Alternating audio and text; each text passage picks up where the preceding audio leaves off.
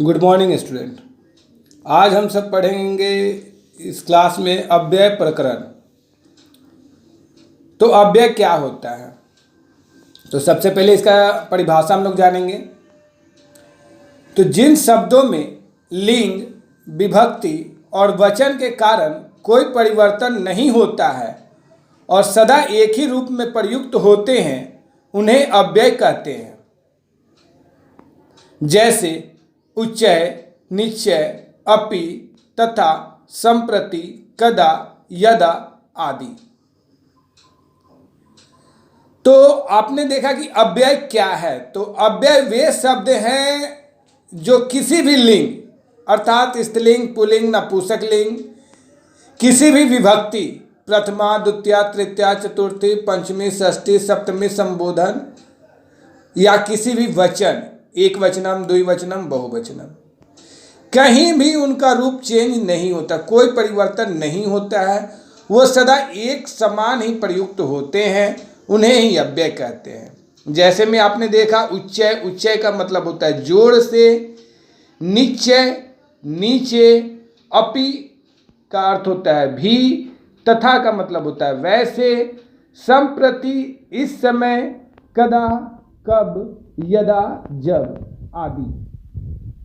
तो ये था हमारा अव्यय की परिभाषा। अब हम पढ़ेंगे अव्यय के प्रकार। तो अव्यय के 3 प्रकार होते हैं: क्रिया विशेषण, समुच्चय बोधक, विस्मयादि बोधक।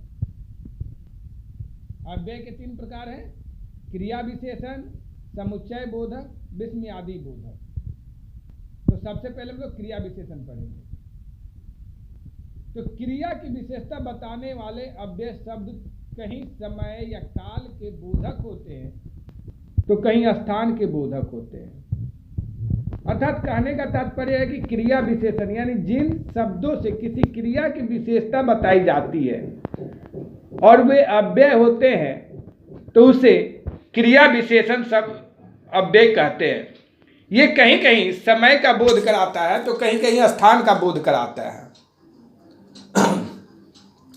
तो समय या काल बोधक अव्यय जो है उनका हम उदाहरण इस प्रकार देखेंगे। समय बोधक: अद्य, आज, संप्रति, अब, अधुना, अब, इदानीं, अब, सर्वदा, नित्य, प्रहय, बीता हुआ परसों, अद्यत्वे, आजकल, सायं, शाम को, ह्यः, बीता हुआ कल, स्वः, आने वाला कल, कदा, कब, तदा, तब, यदा, अब, जब, परसवः, आने वाला परसों, प्रातः, सुबह, नक्तम, रात्रि, दिवा, दिन। तो ये था आपका समय बोधक। इन सभी शब्दों से, सभी अव्यय शब्दों से आपको समय का ज्ञात हुआ। अब हम स्थानवाचक पढ़ेंगे। स्थानवाचक में है अत्र, यहाँ, कुत्र, कहाँ, इह, यहाँ या इस लोक में, अमुत्र या प्रत्र, परलोक में, तत्र, वहाँ, कौ, कहाँ, कुतः, कहाँ से। तो ये आपका है स्थानवाचक अव्यय जिसमें हमें किसी जगह का, किसी स्थान का बोध कराया गया। अब हम पढ़ेंगे मिश्रित अव्यय। मिश्रित अव्यय कहने का अर्थात है कि उसमें बहुत सारे अव्यय को मिलाकर, विभिन्न प्रकार के अव्यय को मिलाकर अभ्यास बनाया जाएगा। तो आइए सबसे पहले पढ़ते हैं मिश्रित अव्यय। समीपम, पास में, अतीव, अत्यधिक, किमपि, कुछ, किम, क्या, एव, ही, किंचित, कुछ, उपरि, ऊपर, शीघ्रम, जल्दी, अंतः, अंदर, ततः, उसके बाद, विना, बिना, अलम, पर्याप्त या बंद करो, अपरम, और, अथ, आरंभ बोधक अर्थात प्रारंभ करना, बहुधा, बहुत बार, सनय, धीरे, यद्यपि, हालांकि या जबकि, मां, नहीं, इतथम, इस प्रकार, सहसा, अचानक, पश्चात, पीछे, सततम, निरंतर, दूरम, दूर, उच्चय, जोर से, अपि, भी, इव के समान, नाना अनेक प्रकार के, अधः नीचे, वामतः बाईं ओर से,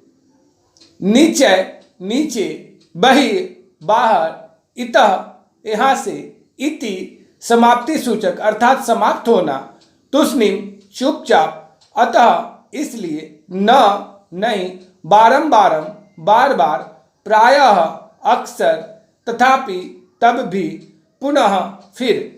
तो ये था मिश्रित अव्यय। इसमें हमने पढ़ा स्थानवाचक, क्रिया विशेषण, समय बोधक और आपका अब हम पढ़ेंगे समुच्चय बोधक। समुच्चय बोधक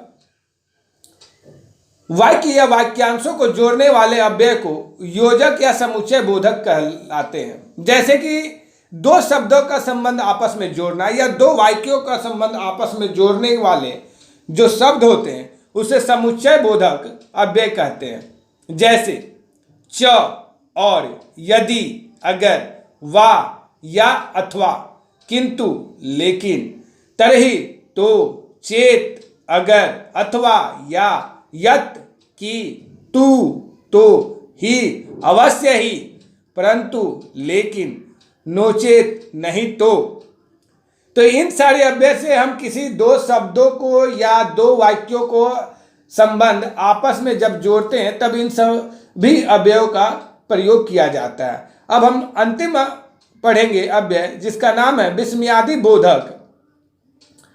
अब इसमें विस्मयादि बोधक का अर्थ क्या होता है? तो जिस अव्यय शब्द से हर्ष, शोक, विस्मय आदि आकस्मिक मनोविकार को प्रकट करने वाले अव्यय विस्मयादि बोधक अव्यय कहलाते हैं। अर्थात वे शब्द जिससे हमें किसी खुशी का, किसी गम का, किसी भी आकस्मिक मनोविकार का, अर्थात कहने का तात्पर्य है कि अचानक हमारे मन में परिवर्तन आना, उसे हम विस्मयादि बोधक कहते हैं। जैसे धिक, धिक्कार, हा, हंता, शोक सूचक यानी अर्थात दुख व्यक्त करना, अहो, विस्मय सूचक यानी आश्चर्यचकित व्यक्त करना, हंत, हाय, आह, क्रोध सूचक। तो ये सारे शब्द जो है विस्मयादि बोधक अव्यय कहलाते हैं। तो आप सभी छात्र आज अव्यय प्रकरण पढ़े जिनमें विभिन्न अव्यय के शब्दों का अर्थ आपने जाना और ये जाना कि वो किस प्रकार के अव्यय हैं। आप सभी इसको लिखेंगे और उसका अर्थ याद करेंगे। धन्यवाद।